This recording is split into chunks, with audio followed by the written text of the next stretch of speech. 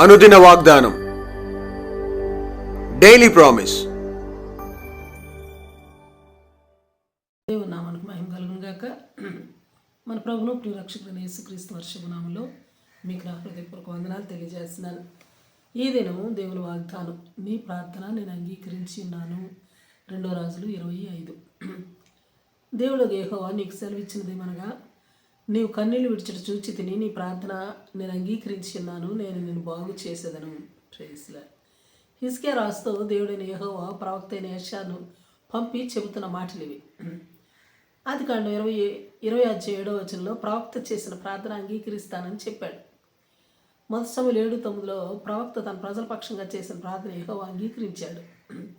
1 రాజులు 9:3 రాజు చేసిన ప్రార్థన యెహోవా అంగీకరించాడు. 1 రాజులు అలాగే 1 దినవృత్తాంతాలు 4:9-10 చూస్తే, ఓ దీనుడు దేవుణ్ణి ప్రార్థించగా దేవుడు అతడు మనవి చేసిన దాన్ని అతనికి దయచేశాడు.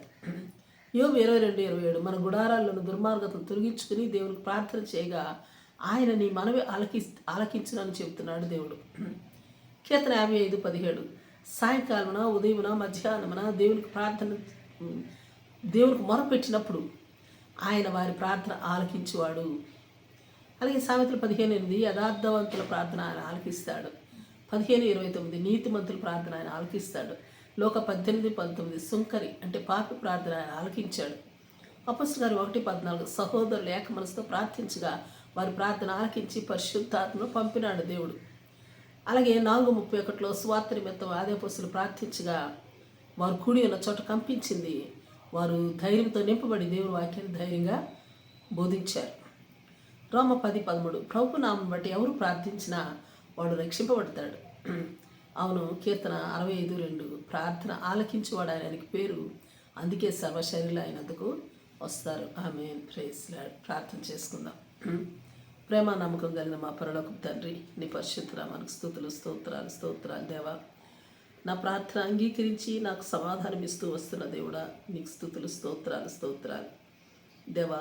ఎట్టి వారి ప్రార్థన అయినా, ఏ సమయంలో చేసిన ప్రార్థన అయినా, అది ఎట్టి ప్రార్థన అయినా ఆలకించి అంగీకరించి సమాధానం ఇచ్చడానికి ఇవ్వడానికి సిద్ధ మనస్సు గలవాడా, నీకు స్తోత్రాలు కోట్లాది వందనాలు.